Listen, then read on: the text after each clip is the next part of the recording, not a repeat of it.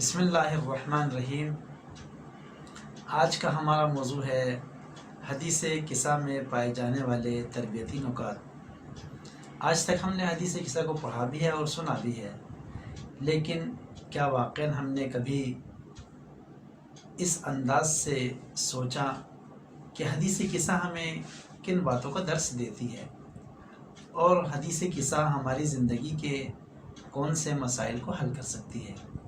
تو آئیے آج اس اعتبار سے حدیث قصہ کے بارے میں غور کرتے ہیں اور اس سے درس لیتے ہیں کہ ہمیں اپنی زندگی میں کیا کرنا چاہیے۔ دیکھیے، جب ہم حدیث قصہ کے مطالب میں غور کرتے ہیں تو ہم کو چند باتیں ایسی نظر آتی ہیں کہ جو ہماری زندگی کے لیے بہت اہم ہیں۔ ان میں سے پہلا نقطہ حدیث قصہ میں یہ ملتا ہے کہ ہمیں اپنے رنج و غم کو کسی دل سوز انسان سے بیان کرنا چاہیے۔ آپ کو علم ہے کہ جب پیغمبر اکرم سلام اللہ علیہ نے اپنے بدن میں ضعف کا احساس کیا تو وہ اپنی بیٹی کے گھر آئے اور انہوں نے اپنی بیٹی سے بیان کیا، کہا بیٹی میں اپنے جسم کے اندر تکان کو محسوس کر رہا ہوں، ضعف کو محسوس کر رہا ہوں۔ معلوم یہ ہوا کہ ہمیں اپنے رنج و غم کو کسی دل سوز انسان سے بیان کرنا چاہیے۔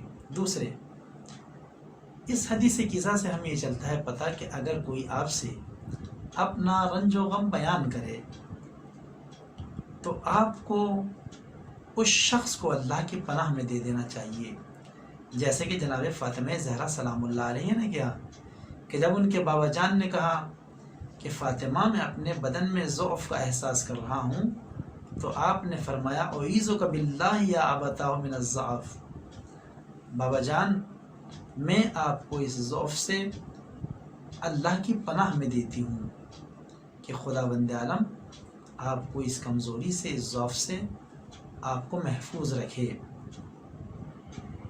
تیسرے، حدیث قصہ سے ہمیں یہ درس ملتا ہے کہ جب کوئی شخص آپ سے اپنا رنج و غم بیان کرے تو آپ بڑی دقت سے، بڑی توجہ سے اس کے رنج و غم کو سنیں۔ لہٰذا جناب فاطمہ زہرا سلام اللہ علیہ فرماتی ہیں کہ میں نے اپنے بابا کو چادر لا کے دی اور جب میرے بابا چادر اوڑھ کے لیٹ گئے تو میں اپنے بابا کی طرف دیکھنے لگی، وَصِرْتُ أَنْظُرُ إِلَيْهِ، میں نے اپنے بابا کی طرف دھیان سے دیکھا، کہیں ایسا تو نہیں کہ میرے بابا کی طبیعت زیادہ خراب ہو۔ لیکن جب مجھے یقین ہو گیا کہ نہیں، میرے بابا کی طبیعت زیادہ خراب نہیں ہے، بلکہ ان کا چہرہ چودھویں کے چاند کی طرح چمک رہا ہے، بلکہ یہ ہلکی پھلکی تکان تھی جس کی بنا پر میرے بابا نے مجھ سے چادر کو طلب کیا اور آرام کرنا چاہتے ہیں۔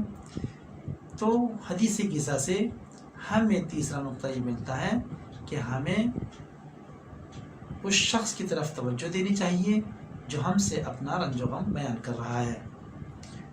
چوتھے، حدیث قصہ سے ہمیں ایک درس یہ ملتا ہے کہ ہمیں معاشرے کے اندر، اسلامی معاشرے میں سلام کو رائج کرنا چاہیے۔ ہمارے پیغمبر اکرم کی یہ بھی بڑی خواہش تھی، یہی وجہ تھی کہ ہمارے حضور حتیٰ بچوں تک کو سلام کیا کرتے تھے اور یہ چاہتے تھے کہ ان کی پوری امت ایک دوسرے کو سلام کرے، جبکہ چھوٹوں کو چاہیے کہ وہ بڑوں کو سلام کریں، لیکن ہمارے حضور بڑے ہو کر بھی بچوں کو سلام کرتے تھے۔ اس کی اصل وجہ یہ تھی کہ حضور صلی اللہ علیہ وآلہ وسلم اپنے معاشرے کے درمیان میں، اسلامی قوم کے درمیان میں وہ سلام کو رائج کرنا چاہتے تھے۔ تو لہٰذا جب آپ فاطمہ زہرا سلام اللہ علیہ کے گھر آئے تو آپ نے فرمایا السلام علیک یا فاطمہ، یعنی پیغمبر اکرم نے سلام کیا اور جناب فاطمہ زہرا نے جواب دیا۔ اس کے بعد امام حسن علیہ السلام آئے، آپ نے فرمایا السلام علیک یا امہ، امام حسن نے بھی سلام کیا۔ تیسرے، جب امام حسین علیہ السلام آئے انہوں نے بھی سلام کیا، السلام علیک یا امہ، مادر گرامی آپ پر میرا سلام ہو۔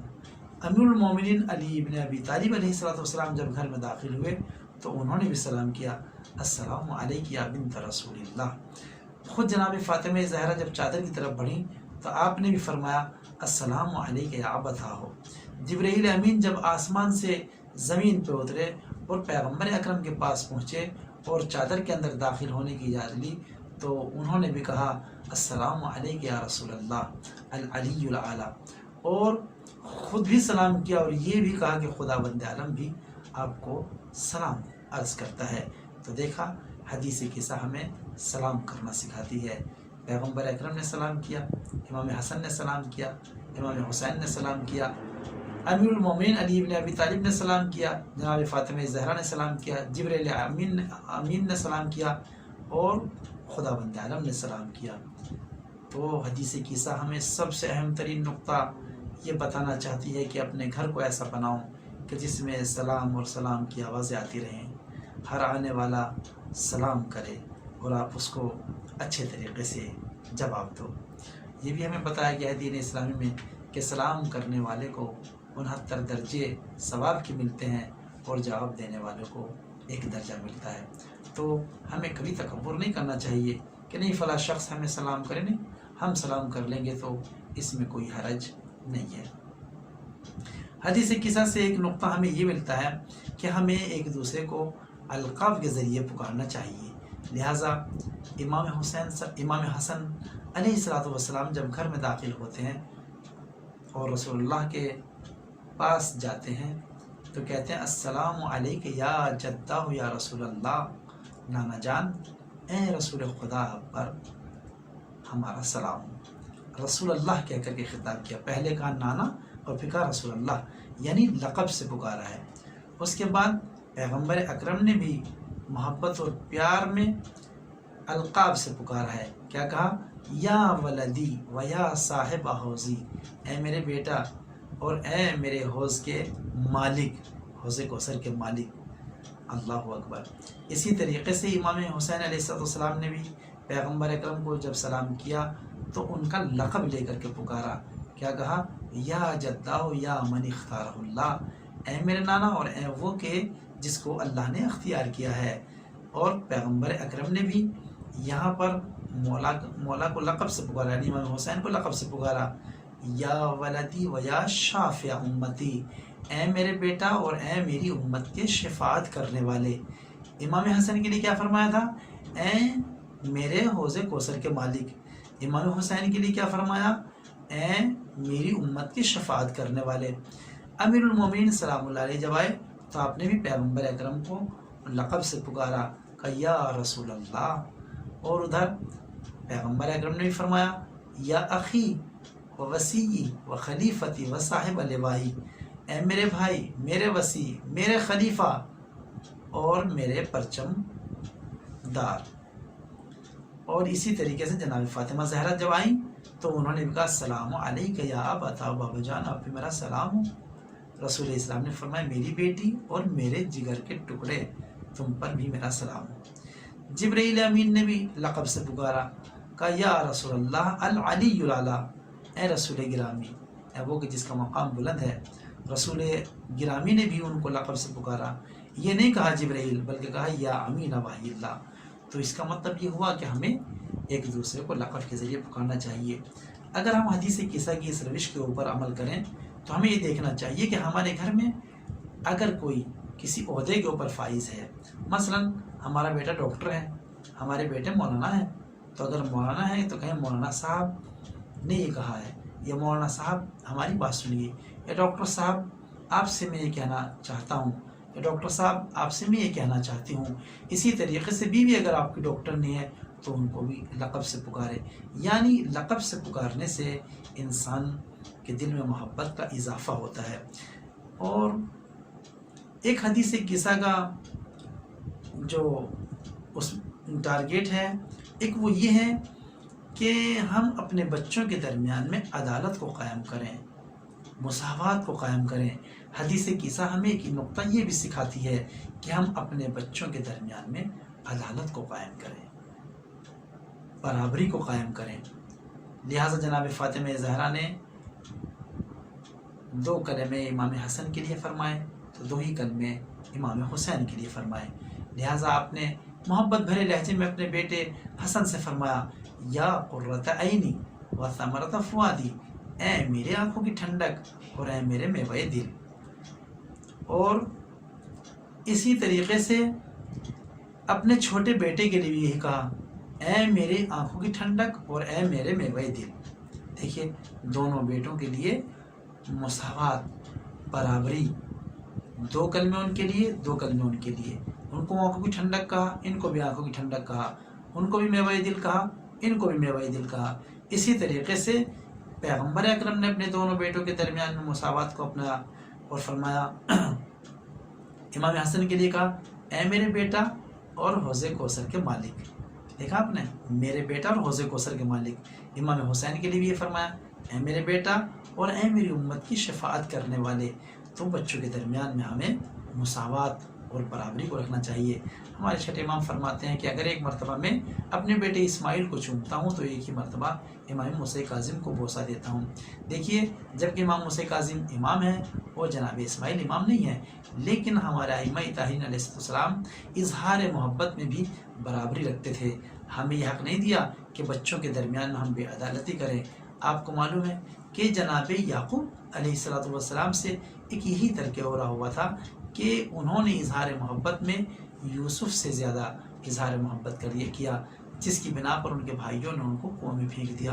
देखा आपने, तो हमें इस्लाम और हमें यह हदीस किस्सा ये दर्स देना चाहती है कि हमें अपनी औलाद के दरमियान में मुसावात और बराबरी कायम करनी चाहिए। इसी के साथ साथ हदीस किस्सा हमें एक चीज़ की और दावत देती है, और वो ये दावत देती है कि हमारे कलाम में तनव्वुह होना चाहिए, यानी एक सी बातें नहीं होनी चाहिए।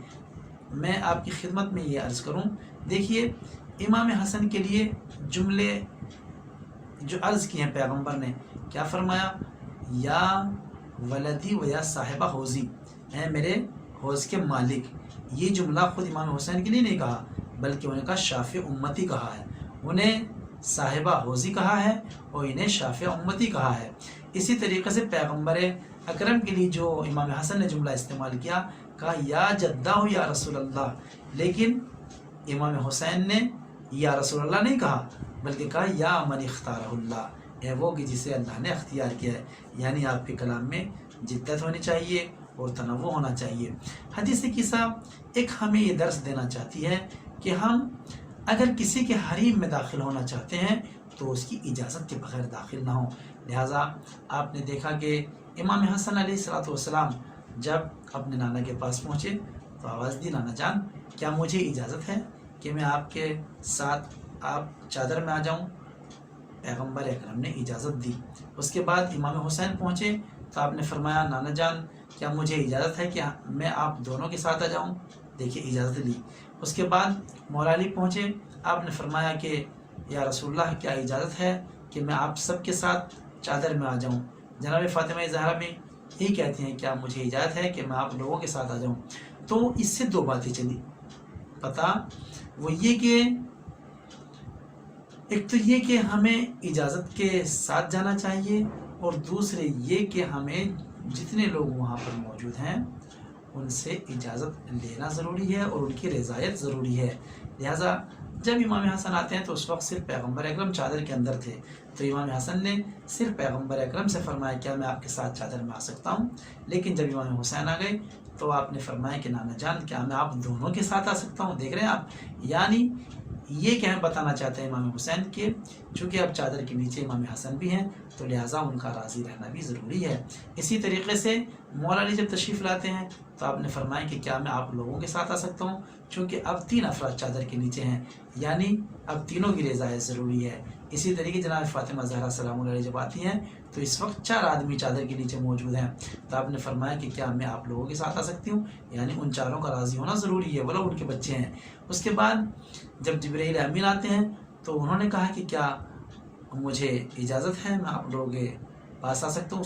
5 अफराद चादर के नीचे है।